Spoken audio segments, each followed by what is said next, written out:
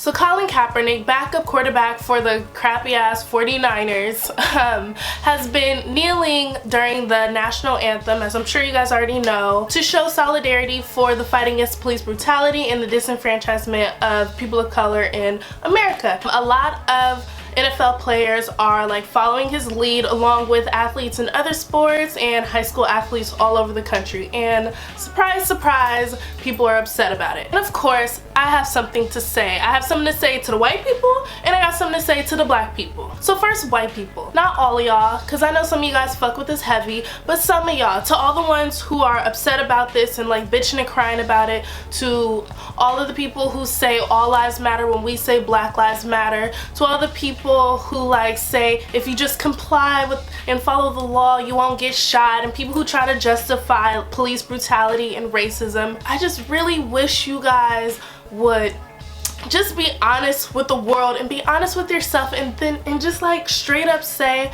I don't really care about the rights of other people except for my own and people who look like me. Instead of saying all lives matter, why can't you just be honest and say, I don't really care that black lives don't matter in this country? Like, is it really that difficult to say?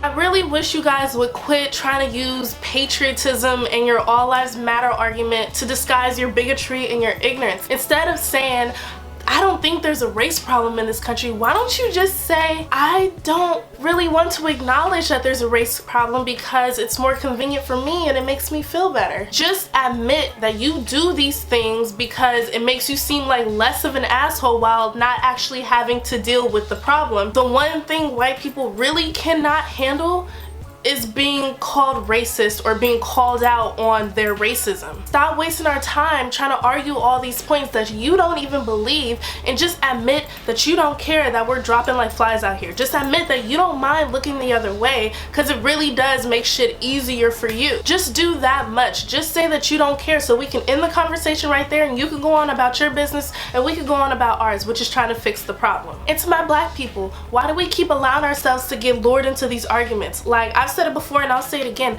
I don't argue racism with white people. I'll gladly have a discussion with you, I'll have the back and forth, I'll hear your points, but argue?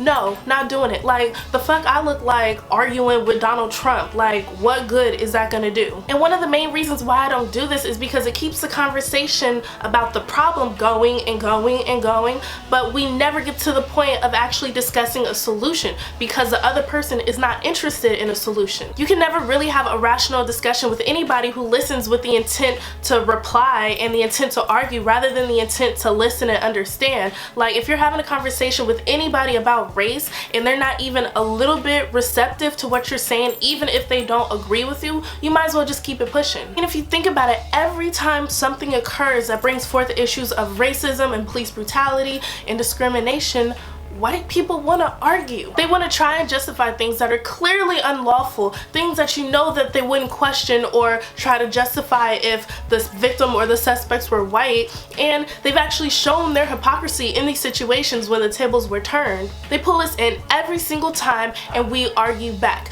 They suck us into the conversation and make us completely forget that this is a problem that can actually be solved instead of just talked about. They completely lead us away from the most important part of the discussion, which is trying to find a solution. Why do we allow this conversation to go on? Like, for me, any conversation, discussion, argument on whatever topic ends the moment the other person refuses to acknowledge their hypocrisy once it's been pointed out to them, because that means they think their opinion is more important than logic and truth, and I think we're past that point with white America. Just look at this whole Colin Kaepernick situation and how it's being discussed. Like, people are putting all this importance on Colin Kaepernick and him not standing, and if it's disrespectful to the country, to the flag, to the veterans, all this other stuff, and it's taking away from the actual issue, the actual reason why he's protesting, which is police brutality and all this other stuff, because people want to talk about the drama of it but not the reason for it. And the hypocrisy is just too real, because people are like, you can have freedom of speech but don't talk about this. You can protest but don't disrupt this. We're gonna be mad because you want to take a knee, but we're not gonna be mad when you guys take a bullet. And people want to talk about all this privilege he has because he's rich, but at the same time, you see countless videos of white people going out and burning Kaepernick jerseys. Like, jerseys are expensive. I bought both my parents' Niner jerseys. That hurt my soul as a Raider fan, but them things ain't cheap. Like, what are you talking about? And the thing is, if you want him to stop kneeling, why don't you try and stop the thing that he's kneeling for, okay? Why don't you be mad at the problem, not the messenger? And let's be real, he probably isn't gonna stop kneeling anytime soon. And you know what else I really want to stop hearing is people saying, you're fighting for this flag. People are going to war for this flag. Nobody is fighting for no flag. Nobody is fighting and going to war for a flag. No one is fighting for a piece of fabric, okay? They're fighting for what it's supposed to represent. Well, that's what we're being told, but I mean, whatever. But the flag is supposed to represent freedom and equal rights and all this other stuff. Rights that we currently do not have. Rights that you guys are trying to condemn this man for. And really what it is y'all just mad because y'all really hate when we use your constitution, the same one that was written with the intent to exclude us, against you. You're mad, you're salty, it's okay, just admit it. Admitting is the first step. And continuing with the hypocrisy, what about all the Native Americans in DC who are upset and protesting the Redskins name and logo?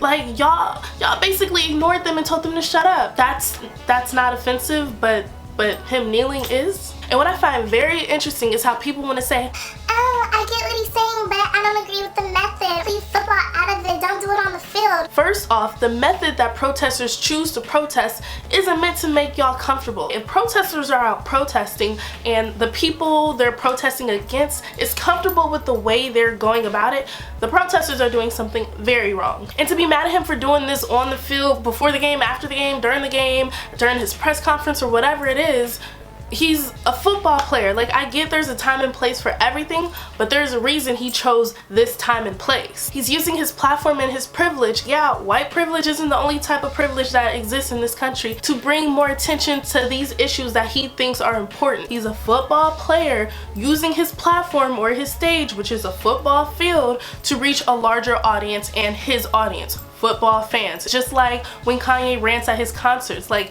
that's his audience, that's his stage. I mean, you don't just see Kanye walking down the street yelling at everybody. Anyway, whether you like it or not, he got your attention, which is exactly what he was trying to do. I have to say, in the beginning, I didn't really think too much of it, especially because I'm more of a fan of like action and boycotting as opposed to protesting. Like, in the words of the great Marshawn Lynch, I'm about that action, boss.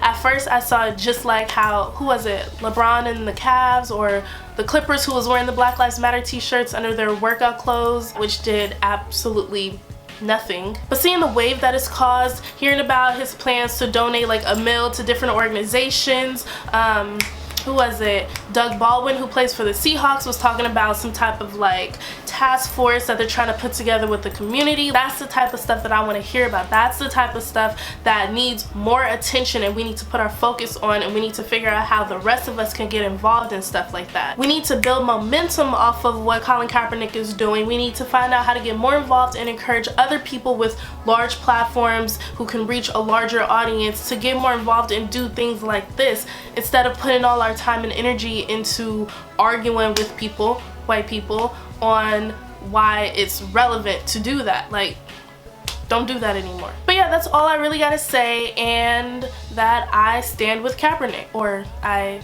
don't stand with, I kneel with Kaepernick. Yeah.